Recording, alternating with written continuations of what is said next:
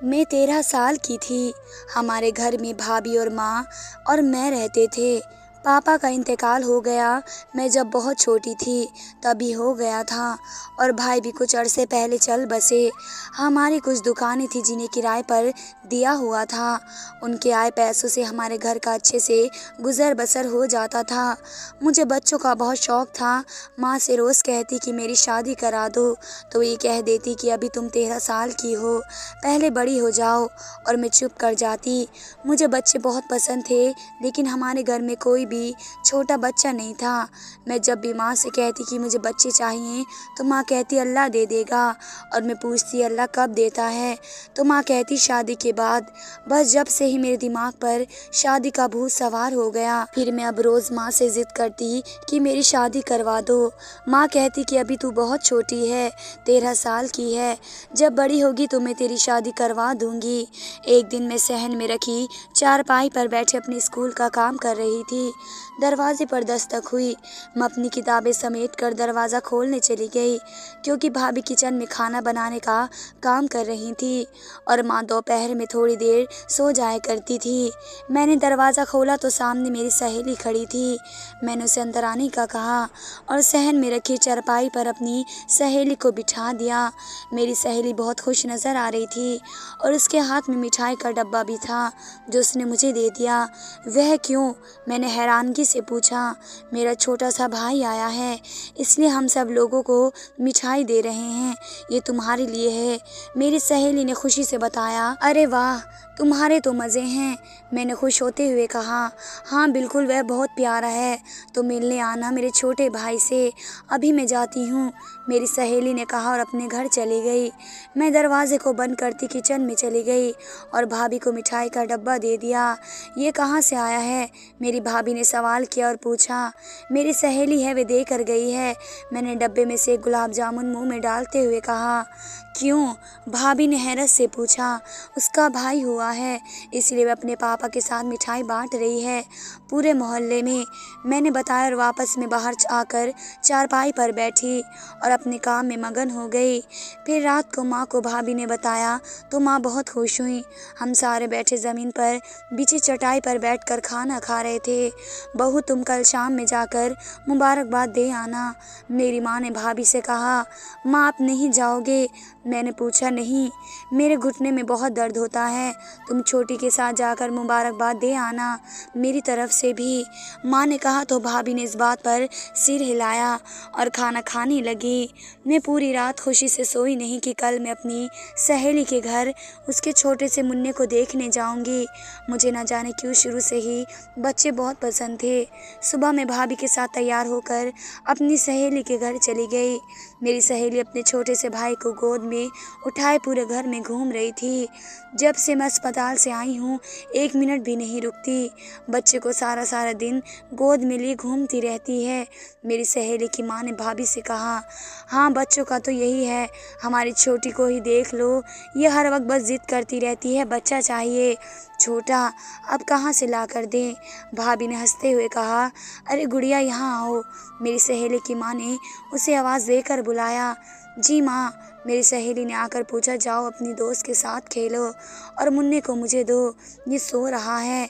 अभी मेरी सहेली की माँ ने कहा तो उसने छोटा सा मुन्ना उन्हें दे दिया और मुझे लेकर घर की छत पर आ गई। मेरी भाभी ने मुझे आवाज़ देकर बुलाया। मैं और मेरी सहेली नीचे आ गई। चलो छोटी घर चलो, माँ इंतज़ार कर रही होंगी, मेरी भाभी ने मुझसे कहा। तो मैंने इस बात में सर हिला दिया और उनके साथ घर आ गई।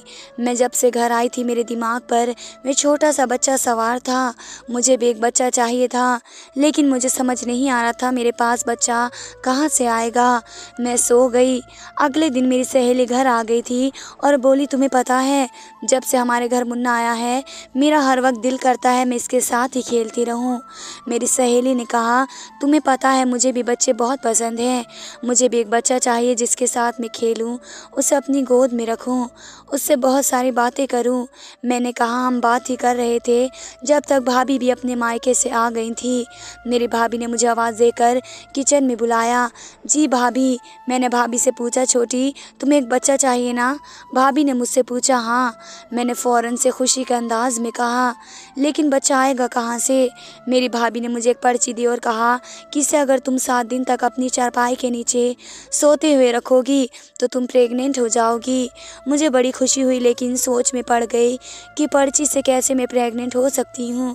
लेकिन मुझे बस इस बात की खुशी थी कि बहुत जल्द फिर मेरे पास भी बच्चा आ जाएगा।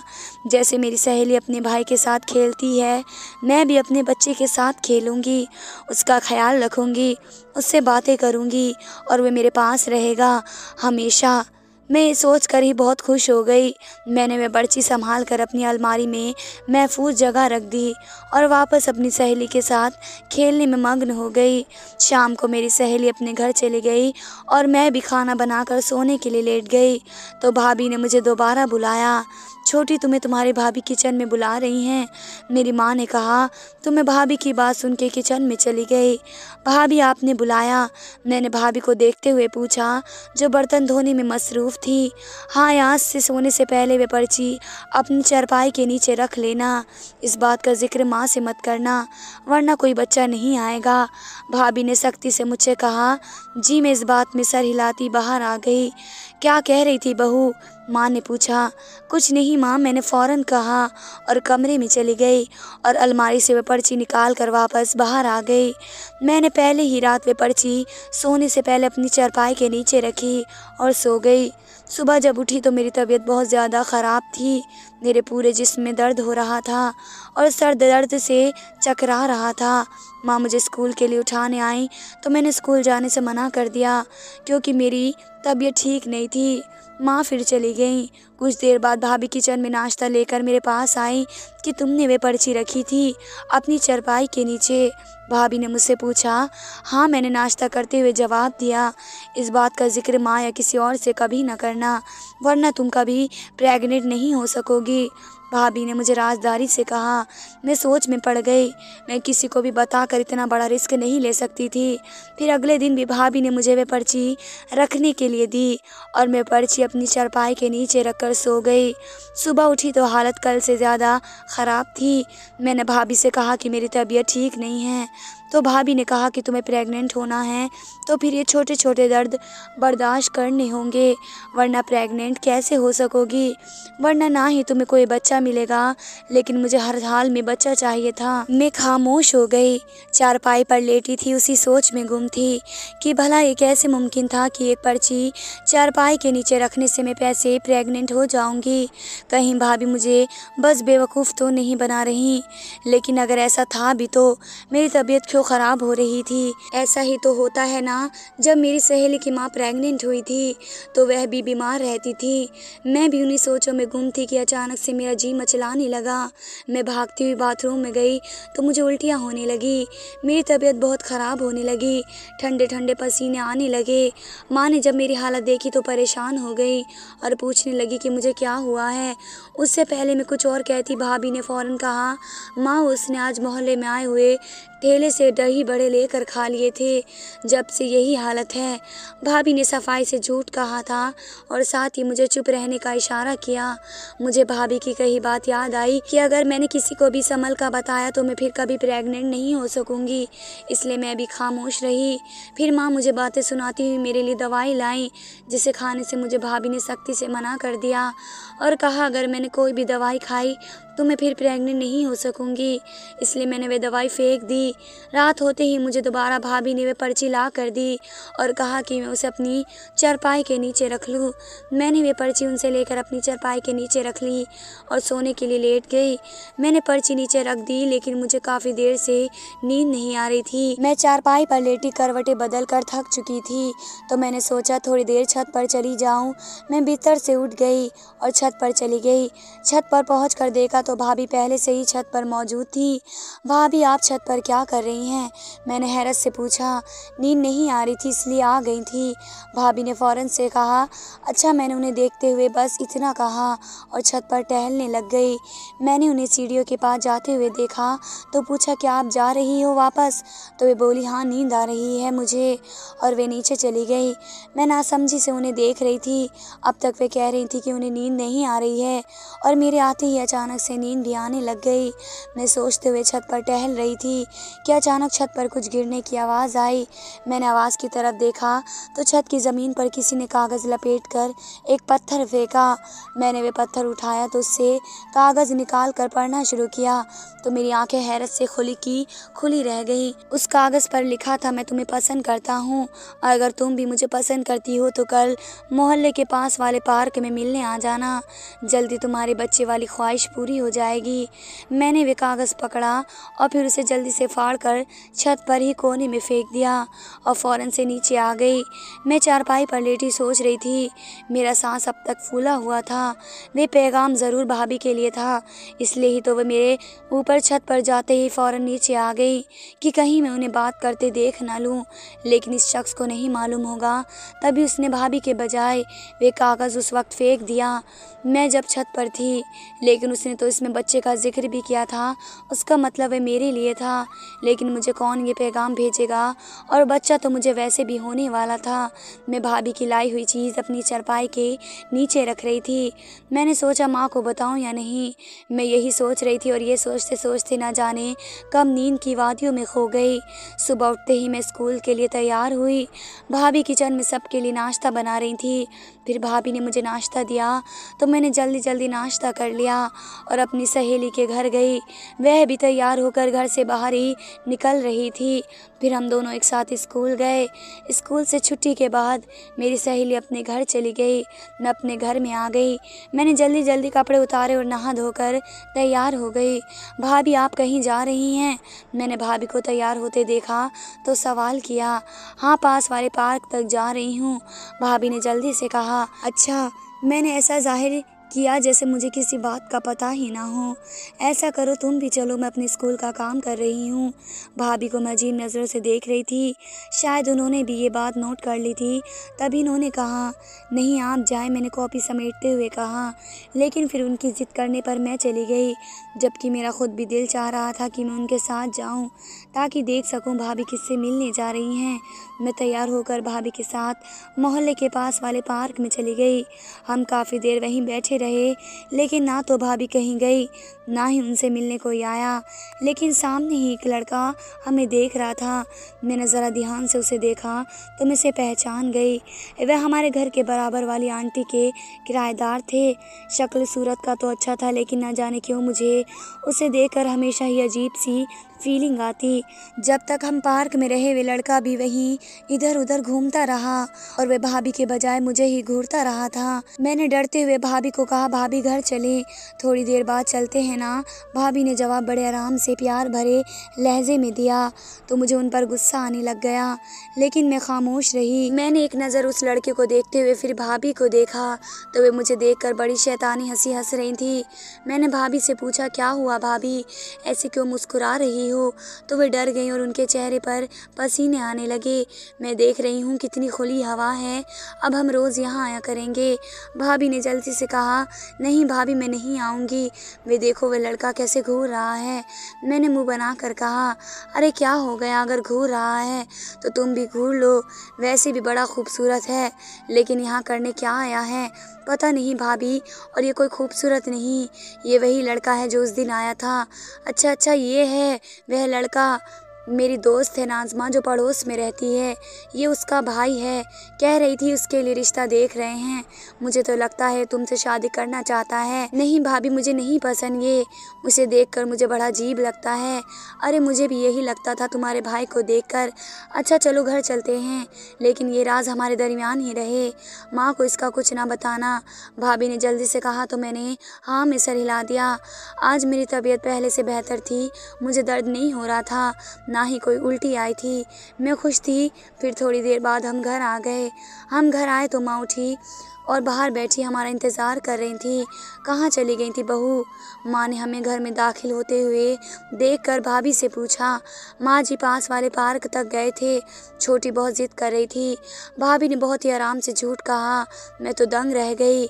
मैं इससे पहले माँ को सच बताती, भाभी ने मुझे आंखों से चुप करने का इशारा किया तो मैं भी कुछ सोचती हुई खामोश हो गई। मज़ा आया मेरी बेटी को। माँ के पास जाकर बैठ गई तो माँ ने प्यार से पूछा और फिर हम खाना खा कर सो गए थे। कुछ दिन बाद माँ को किसी की मैयत में दूसरे शहर जाना पड़ा। मैं और भाभी घर में अकेले थे। मैं स्कूल के काम से फ्री हुई तो बहुत थक गई थी और भाभी की चारपाई पर सो गई। रात में अचानक मेरी आँख खुली तो मुझे महसूस हुआ कि किसी ने मेरे ऊपर से चादर हटाई है। मुझे किसी की मौजूदगी का एहसास हुआ था, लेकिन मैंने आंखें नहीं खोली। फिर मुझे महसूस हुआ किसी ने मेरे हाथ पर हाथ फेरा है। मैंने झट से आंखें खोली और अपने चेहरे से चादर हटाई तो मैं दंग रह गई। मेरे सामने वही लड़का खड़ा था जो उस दिन पार्क में था। मैंने शोर मचाना शुरू कर दिया। भाभी जल्दी से उठकर मेरे पास आ गई और वह लड़का भाग गया। मुझे भाभी ने कहा कि मैं इस वाक़े का माँ को ना बताऊं, लेकिन मैं बहुत परेशान थी कि अब माँ को बताऊंगी तो भाभी ने कहा कि तुझे बच्चे पसंद है ना, तो मैं बता दूंगी तुम्हें, जिसके बदले में ये बात किसी को ना बताओ। फिर मैंने उनसे वादा कर लिया। मैं जानती थी ज़रूर वह लड़का भाभी के लिए घर आया था और माँ की गैर मौजूदगी का भी भाभी ने ही उसे बताया होगा, लेकिन वह गलती से भाभी समझकर मेरे पास आ गया, क्योंकि मैं गलती से भाभी की चारपाई पर सो गई और मैंने मुंह तक चादर भी ओढ़ रखी थी। मुझे भाभी की हरकतें और ये जो कुछ भी हो रहा था बहुत ही गलत लग रहा था, लेकिन मैंने भाभी से वादा कर लिया, इसलिए मैं खामोश रही। आज दोबारा भाभी माँ के सोने के बाद मेरे पास आई और बोली, ये पर्ची अपनी चारपाई के नीचे रख लो और इस बात का किसी को बताया तो नहीं है? उसने आहिस्ता से आवाज़ में पूछा। नहीं भाभी, नहीं बताया। ठीक है, फिर अब तुम ये रख लो, मैं जा रही हूँ, और अगर किसी को बताया तो उसका असर ख़त्म हो जाएगा और तुम बीमार हो जाओगी, इसलिए गलती से किसी के सामने जिक्र ना करना। मैंने हाँ में सर हिलाया और सोचा कि मैं क्यों ये सब कर रही हूँ। इतनी तकलीफ़ भी होती है ये सब करने से और मनपसंद खाना भी नहीं खा सकती हूँ।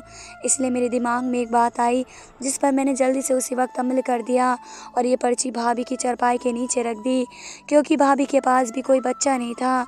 मैंने सोचा अच्छा है, इस तरह उनके पास भी बच्चा आ जाएगा और उनका बच्चा भी तो मेरा ही होगा। उसे भी तो मैं हर वक्त गोद में रख सकती हूँ, उससे खेल सकती हूँ। फिर मैं क्यों ये दर्द बर्दाश्त करूँ? इसलिए मैंने भाभी की नज़र से बचाकर वह पर्ची भाभी की चारपाई के नीचे रख दी और मैं सो गई।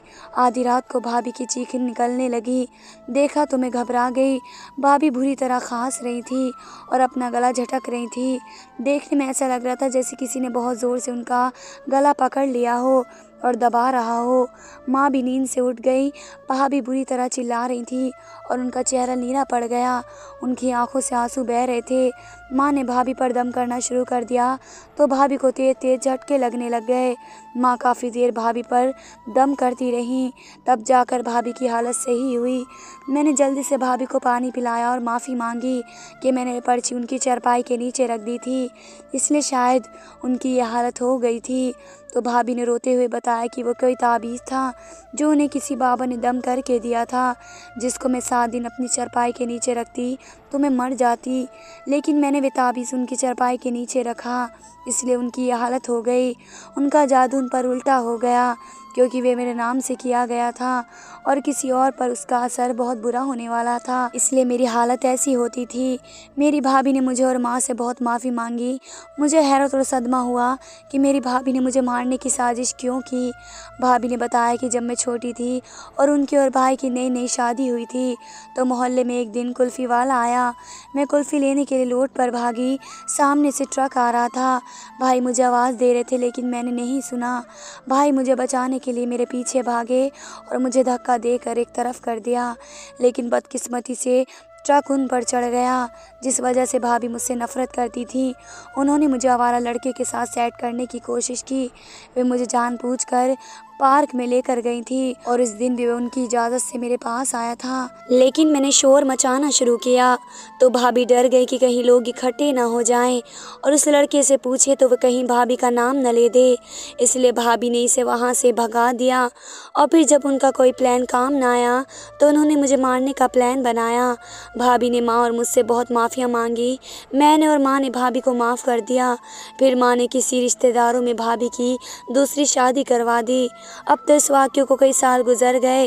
अब जब भी भाभी हमसे मिलने हमारे घर आती हैं तो अपनी इस हरकत पर शर्मिंदा होती हैं और माफ़िया मांगती हैं। माँ ने उन्हें समझाया कि अब जो गुज़र गया तो गुज़र गया।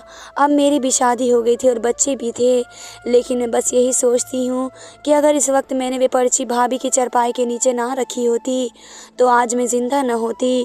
हम लोग अपने बदले की आग में इस कदर अंधे हो जाते हैं कि ये सोचते ही नहीं कि जो करने जा रहे हैं उससे किसी का घर भी उजड़ सकता है। बदले की आग में जलते हुए भाभी के भी आवाज़ गुम हो चुके थे। तभी वे अपनी कुंवारी ननंद को पहले किसी लड़की के चुंगल में फंसाकर उसकी ज़िंदगी बर्बाद करने चली थी और जब कामयाब ना हुई तो उसने ये काम करना शुरू कर दिया। मैं भाभी को तो दिल से माफ़ कर चुकी थी, लेकिन बस कभी कभी दिल में ये ख्याल आ जाता कि हम लोग वाकई खुदगर्ज हैं। आपको क्या लगता है, भाभी ने जो कुछ भी मेरे साथ करने की कोशिश की क्या वे सही था? क्या मैंने और माँ ने भाभी को माफ़ करके उसकी दूसरी शादी करवा कर सही किया, या उन्हें घर से धक्के देकर निकालने की बात पुलिस के हवाले कर देना चाहिए था?